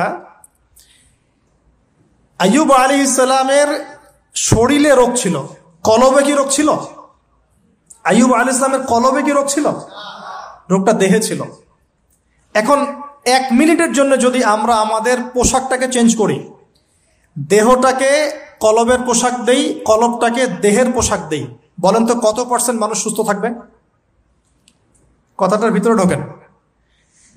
মনে করেন আমাদের 2টা পোশাক, বাইরের দেহের পোশাক, একটা ভিতরে কলবের পোশাক। দেহে আমরা এখন সুস্থ সবাই, তাই তো? এখন এই দেহটাকে আমরা কলবের রূপ দিলাম, কলবটাকে আমরা দেহের রূপ দিলাম। এখন দেখেন তো কত % মানুষ সুস্থ আছে? আমাদের মধ্যে 99% মানুষ অসুস্থ না এখন? বিকজ আমাদের সবারই কলব অসুস্থ। এই কলবের মধ্যে হিংসা আছে, বিদ্বেষ আছে, জেনা আছে, পরকীয়া আছে, লোভ আছে, লালসা আছে, কি নাই? তাহলে বলেন তো আইয়ুব আলাইহিস সালামের এই দোয়া পড়ার সবচেয়ে বেশি হকদার কে? তিনি না আমরা? বুঝতে পারছেন না? ওই দোয়াটার উপর আমল করার সবচেয়ে বড় হকদার কার বেশি প্রয়োজন, আমাদের না তার? ব্যাস, আমরা এখন আমাদের নামাজে দোয়া পড়বো, রব্বি আন্নী মাসানিয়া দুররু ওয়া আনতা আরহামুর রাহিমিন। আল্লাহ আমাদের কলবে রোগ হয়ে গেছে, আল্লাহ তুমি আমাদের এই রোগ থেকে শেফা দান করো। কারণ কলব শেফা না হলে কোনোদিনও আমাদের আমল কিন্তু কবুল হচ্ছে না। কলবের মধ্যেই সমস্যা থাকলে আমল কবুল হচ্ছে না। আল্লাহ মাফ করুক আমাদেরকে। এখন কলব পরিষ্কারের কয়েকটা টিপস। এক, ডেইলি একবার করে হলেও চিন্তা করতে হবে যে আমরা এই পৃথিবীতে থাকতে আসি নাই, আমাদেরকে যেতে হবে। একবার করে হলেও চিন্তা করতে হবে। দুই, ডেইলি এক পারা কোরআন তেলাওয়াত আপনাকে আল্লাহর দিকে নিয়ে আসবে, কলব পরিষ্কার হবে ইনশাআল্লাহ। ডেইলি জিকির আজগার, হিসনুল মুসলিম বই থেকে ডেইলি জিকির আজগার করবো ইনশাআল্লাহ, কলব পরিষ্কার হবে। আল্লাহওয়ালা মানুষের সাথে দেখা সাক্ষাৎ করবেন, কলব পরিষ্কার হবে। কবরস্থানে গিয়ে কবর জিয়ারত করবেন, কলব পরিষ্কার হবে। অন্যের প্রতি গীবত, বিদ্বেষ, হিংসা, পরশ্রীকাতরতা রাখবেন না, কলব পরিষ্কার হবে ইনশাআল্লাহ। সবচেয়ে বড় কথা, সেজদায় যারা বেশি বেশি দোয়া করতে পারে তাদের অন্তর পরিষ্কার হয়ে যাবে ইনশাআল্লাহ। আল্লাহ পাক আমাদের সবাইকে আইয়ুব আলাইহিস সালামের জীবন থেকে শিক্ষা নেওয়ার তৌফিক দান করুন। মুসা ঈসাকে একসাথে বলছে, দুজনকে আল্লাহ পাক কেরামত দিয়েছেন, কেরামত, মহামানব কেরামত। লাঠি ছুঁড়ে মারছেন, সাপ হয়ে যাচ্ছে। মৃত মানুষের গায়ে আল্লাহর নামে হাত বুলাচ্ছেন, দাঁড়িয়ে যাচ্ছে। অন্ধ ব্যক্তি চোখে হাত বুলাচ্ছেন, তাকিয়ে দেখছে, দৃষ্টিশক্তি ফিরে পাচ্ছে। দুজনকে আল্লাহ পাক কেরামত দিয়েছেন, কেরামত। একজনের সাথে আল্লাহ পাক কথা বলেছেন, আর একজনকে আল্লাহ পাক বিনা পিতায় সৃষ্টি করেছেন, সুবহানাল্লাহ। যাকে আল্লাহ পাক এখন উপরে উঠিয়ে নিয়েছেন, আবারও আসবেন ইনশাআল্লাহ তাআলা। ওই আনফিনিশড জব তার এখনো বাকি আছে। সেটা হলো ওই জেরুজালেম থেকে দিন ইসলামের পতাকাকে বুলন্দ করবেন ইনশাআল্লাহ, এবং সারা বিশ্বে ইসলামী খেলাফা আবারও কায়েম করবেন ঈসা আলাইহিস সালাম ইনশাআল্লাহ। এবং মিথ্যা মাসিহুদ দাজ্জালকে হত্যা করবেন ঈসা আলাইহিস সালাম। তার আগ পর্যন্ত জিউসদের সময়, এর আগ পর্যন্ত ওদের সময় তারা লম্ফ জম্প জুলুম নির্যাতন করতে থাকবে। এটাই হবে তাদের শেষ ধ্বংসের পরিণতি। এরপরে তারা কখনোই পৃথিবীর বুকে মাথা তুলে দাঁড়াতে পারবে না ইনশাআল্লাহ। তো তাদের দুজনের জীবনে অনেক শিক্ষা আছে। মুসা আলাইহিস সালাম কে আল্লাহ পাক ফিরআউনের কাছে পাঠিয়েছেন। কোরআনের পাতায় পাতায় মুসা ফিরআউন, মুসা ফিরআউন, মুসা ফিরআউন। আল্লাহ পাকের কি অলৌকিকত্ব, মানে কি নিদর্শন! যেখানে আবু জেহেল সেখানেই মুহাম্মদ, যেখানেই আজার সেখানে ইব্রাহিম, যেখানে ফিরআউন সেখানেই মুসা। তার এই যুগেও যেখানেই যত বেশি করাপশন, যত বেশি অন্যায় অবিচার, সেখানে তত বড় মুমিনের জন্ম হবে ইনশাআল্লাহ। তো আল্লাহর পক্ষ থেকে নবুয়ত পাওয়ার পরে তিনি দোয়া করছেন, আল্লাহ আমার এত সাহস নাই, শক্তি নাই, আল্লাহ আমি দুর্বল। তার মধ্যে একজন মানুষ আমার এক থাপ্পড়ে মারা গেছে ওদের ওখানে, মনে আছে? থাপ্পড়ে না, সরি, ঘুষি ফাওয়াকাযাহু ফাকাদা আলাইহি, এক ঘুষি দিয়েছেন। এই যে এক ঘুষি দিয়ে মানুষ মেরেছেন মুসা আলাইহিস সালাম, মানে অ্যাক্সিডেন্টলি, ইচ্ছা করে না। এটা থেকেই ওই যে চাইনিজ মার্শাল আর্ট শুরু হয়েছে, এক ঘুষিতে মানুষ মারা যায়। বিশ্বাস করছে না? এই যে টেকনিক, এক ঘুষিতেও মানুষের মৃত্যু হতে পারে, এমন স্পট আছে মানুষের দেহে। এখান থেকে শিল্প গড়ে উঠেছে, মার্শাল আর্টস গড়ে উঠেছে না? তো মুসা আলাইহিস সালাম বলছেন, আল্লাহ আমার এই সমস্যা। আল্লাহ বলছেন এই দোয়া করো, রব্বিশ রহলি সদরি। আমরা কি দোয়া করবো তাহলে? রব্বিশ রহলি সদরি, আল্লাহ আমার এই কলিজাটা বড় করে দাও। মানে আমার কলিজা বড় করো মানে কি? সাহস বাড়িয়ে দাও। দিনের দাওয়াত দেওয়ার জন্য কি লাগে? সাহস। আমার সাহস বাড়িয়ে দাও। একজন আলেম বলেছিলেন 3টা জিনিস লাগে, জ্ঞান, সাহস, ধৈর্য। দিনের দাওয়াত দিতে এবং দিন বিজয় করতে 3টা জিনিস লাগবে, জ্ঞান, সাহস, ধৈর্য। এবং সেই আলেম আপনাদের খুব পরিচিত একজন, নাম বলছি না। এখন হে আল্লাহ, আমার বক্ষকে প্রশস্ত করো, ওয়াসসিরলি আমরি, আমার কাজকে সহজ করে দাও। আমার কাজ সহজ নয়, কাজটা সহজ করে দাও। ওয়াহলুল উকদাতাম মিন লিসানি, আমার জড়তা আছে জিহ্বায়, দূর করে দাও। ইয়াফকাহু কওলি, যাতে করে আমার কথা মানুষ বুঝতে পারে। ডক্টর জাকির নায়েক এই দোয়াটার উপর খুব বেশি আমল করেন। আপনারা কি দেখেছেন না লেকচারে? এই দোয়াটার ব্যাপক ফজিলত আছে। ইনশাআল্লাহ এই দোয়ার উপর যারা আমল করবে, আল্লাহ পাক তাকে প্রশস্ত সদর দিবেন, জ্ঞান দিবেন, সাহস দিবেন। ইনশাআল্লাহ দাওয়াতের ক্ষেত্রে সে মানে না জড়তা মুক্ত কথা বলতে পারবে ইনশাআল্লাহ। এই কাজগুলো আমাদের করা উচিত। সবচেয়ে বড় কথা, তিনি ফেরাউনকে দাওয়াত দিয়েছেন। তাহলে বুঝলাম দাওয়াতের কাজ আস্তে আস্তে আস্তে আস্তে ওই পর্যায়ে পর্যন্ত যেতে হবে কি না। তাহলে এখনকার বিশ্বে কি ফেরাউন নাই? এখনকার বিশ্বে ফেরাউন নাই? অল্প কিছু জায়গা বাদ দিয়ে ম্যাক্সিমামই তো ফেরাউন, অল্প কিছু জায়গা বাদ দিয়ে ম্যাক্সিমামই ফেরাউন, হামান, কারুন, নমরুদ। আর এই কথাটা বলার সৎসাহস থাকা উচিত। কোন কোন দৃষ্টিকোণ থেকে বলা হচ্ছে? বিকজ আল্লাহ পাকের আইন আপনি মানছেন না, আল্লাহ পাকের কোরআন আপনি মানছেন না, নবীর সুন্নত মানছেন না। শেষ করে দেই লাস্ট। উতবা সাহেবা রাবিয়া, তোমরা ইসলাম কবুল করো। তারা করে নাই বলেই তো বদর হলো। তারপরে সমাজ পরিবর্তন, একটা হাদিস আমাকে প্রেরণা যোগায়, একটা হাদিস আমাকে প্রেরণা যোগায়, সেটা হলো নবীজি বলছেন তোমাদের সামনে এমন যুগ আসছে, জামানা সবরিন, কঠিন সবরের জামানা। ওই যে বলেছে অনেকদিন আগে, ইমান ধরে রাখাটা হাতের মধ্যে আগুন ধরে রাখার মতো হবে। ওই জামানায় যে ব্যক্তি আমার সুন্নতের উপরে লিল মুতামাসসিক, আমার সুন্নতের উপরে একদম দৃঢ় থাকতে পারবে, আজরুনা খামসিনা শাহীদাম মিনকুম, তোমাদের মধ্যে 50 জন শহীদ সাহাবীর নেকি পাবে ইনশাআল্লাহ। এই জন্য আমরা মাঠে ময়দানে কাজ করছি। করতে করতে করতে করতে যদি কখনো দেখা যায় যে না আর পসিবল হচ্ছে না, কোনোভাবেই সম্ভব হচ্ছে না, সেক্ষেত্রে এরকম আবিসিনিয়ার মতো জায়গাগুলোতে চলে আসা ছাড়া কোনো অপশন নাই। তো আপনারা তো মাশাআল্লাহ ভালো পরিবেশে আছেন। এই পরিবেশে সাহাবীরা হিজরত করেছিলেন, ঠিক আছে। বাদশাহ নাজাশী খ্রিস্টান শাসক ছিলেন, মুসলিম ছিলেন না, তারপরেও তিনি তার রাজ্যের মধ্যে ন্যায় বিচার প্রতিষ্ঠা করেছিলেন। আর এখনকার মুসলিমদের কাছে ন্যায় বিচার পাওয়া যাচ্ছে না। আল্লাহ পাক আমাদেরকে হেফাজত করুন। এরপরে টার্নিং পয়েন্ট, মদিনা থেকে কিছু যুবক সাহাবী আসেন আসআদ বিন জুরারা রাদিয়াল্লাহু আনহুর নেতৃত্বে। তারপরে তারা ফিরে যান, পরের বছর 12 জনকে নিয়ে আসেন, তারপরের বছর আসেন 75 জনকে নিয়ে। এরপরে বায়াতে আকবায়ে কুবরা হয়। বায়াত একটা বিষয় আছে ইসলামে, এটা তো উঠেই যাচ্ছে আস্তে আস্তে। এটা নিয়ে নিচ্ছে কিছু ভণ্ড পীর সাহেব, তাই না? কিন্তু অরিজিনালি কিন্তু ইসলামে একটা বায়াতের ব্যাপার আছে।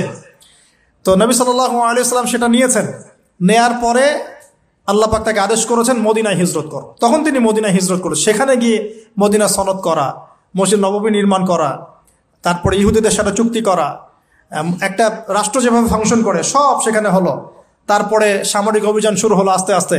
এই করতে করতে কিছু সারিয়া হলো, সারিয়া সাইফিল বাহার, সারিয়া আবুয়া, সারিয়া বুয়াত, এরকম অনেকগুলো সারিয়া হওয়ার পরে এক পর্যায়ে বদর যুদ্ধ হয়েছে। সরাসরি প্রথম বদর হয়নি, কিন্তু বদর যুদ্ধ জয়লাভ, পরে উহুদের যুদ্ধ পরের বছর, এই যুদ্ধের সাময়িক বিপর্যয়। তারপরে খন্দকে বাইন মানে ওরা কিন্তু ফিরে চলে গেল, আমাদের কোনো ক্ষতি করতে পারলো না।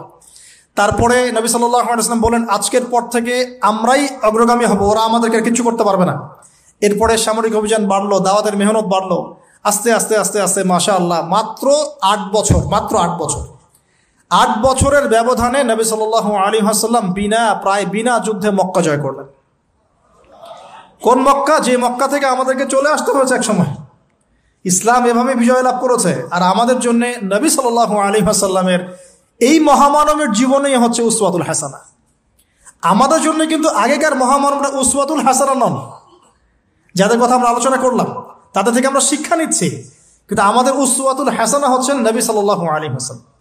তার এই সিরাত, তার এই জীবনী পড়লে আমরা আমাদের ব্যক্তি জীবন, দাওয়াতের জীবন, পারিবারিক জীবন, কখন কি করতে হবে, এই পুরো বিষয়টা আমরা খুব ভালো করে আয়ত্ত করতে পারব।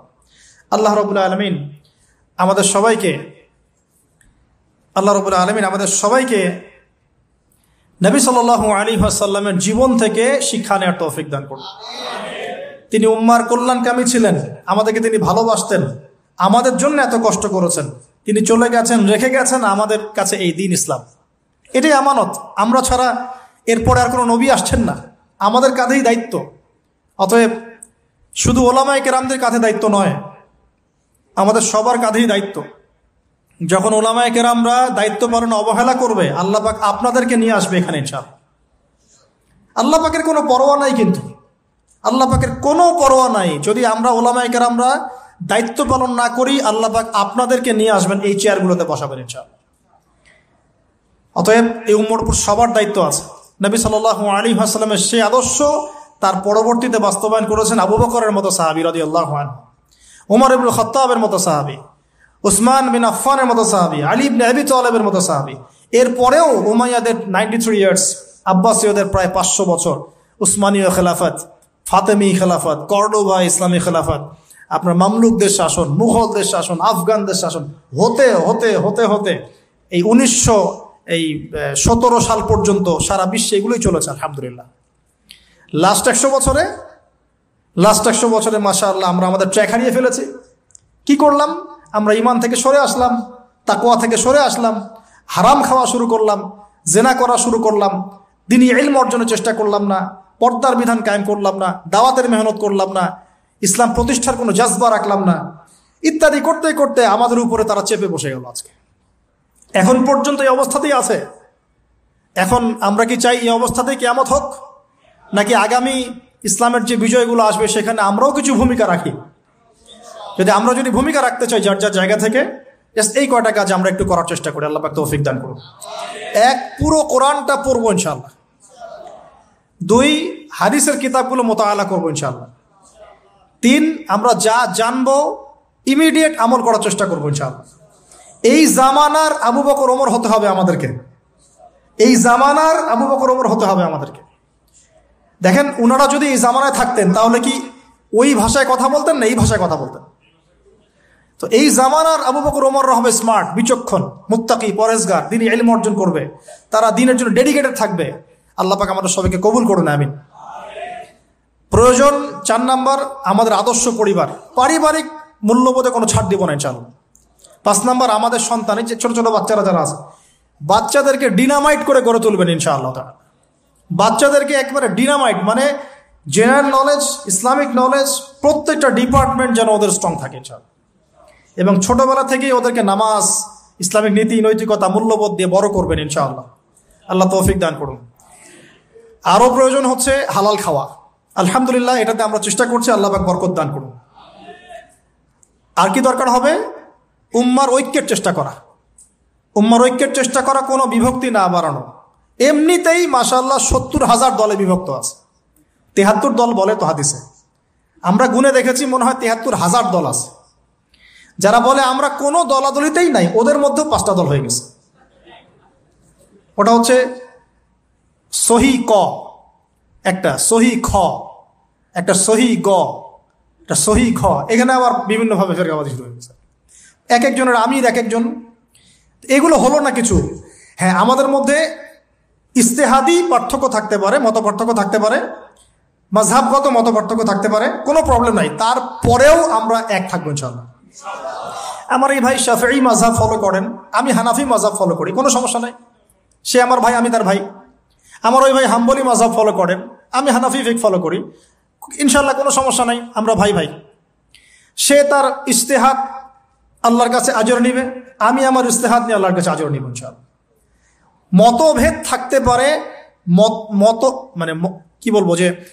মতভেদ থাকবে, তার উপরে মতানৈক্য হবে, মতানৈক্যের উপরে, ভুল বললাম মনে হয়, মতভেদের উপরেও মতানৈক্য হবে ইনশাআল্লাহ। এটার একটা বই আছে, উম্মতের বিভক্তির কারণ এবং সমাধানের উপায়। তো এখান থেকে আমি পেয়েছি মতবিরোধ থাকবে, তার উপরেই আমরা মতানৈক্য রাখবো ইনশাআল্লাহ, ঐক্যবদ্ধ হব ইনশাআল্লাহ। এটা ইসলামের সৌন্দর্য। আল্লাহ পাক তৌফিক দান করুন। আর 2-3টা পয়েন্ট হচ্ছে, আমরা ফিজিক্যালি ফিট থাকার চেষ্টা করবো ইনশাআল্লাহ। হালাল খাওয়ার কথা বলেছি, এবং ফুডের ব্যাপারে সচেতন থাকবেন। ডিভাইস এডিক্টেড হবেন না, প্রাকৃতিকভাবে বড় হন, নিজেদের জীবনটাকে মূল্যায়ন করি, হায়াতটাকে মূল্যায়ন করি। এক একটা দিন, এক একটা রাত চলে যাচ্ছে, লাইফ থেকে চলে যাচ্ছে। আমরা আমাদের গোল্ডেন টাইমগুলোকে মূল্যায়ন করি, আমাদের মা বোনদেরকে পর্দায় রাখি, পারিবারিক মূল্যবোধগুলো সুন্দর করার চেষ্টা করি, দাওয়াতের মেহনত বাড়াতে থাকি, এবং অবশ্যই ইউনাইটেড থাকবেন। প্রয়োজন আপনাদের মধ্যে একজনকে আপনারা আমির বানিয়ে নেবেন, তাদেরকে তার আন্ডারে থেকে সুন্দর মতো আপনারা পরামর্শ করে চলবেন। থাকতে হয়, একজন নেতা থাকতে হয়, না হলে 10 নেতা হলে তো সমস্যা, 10 জন 10 কথা বলবে তখন।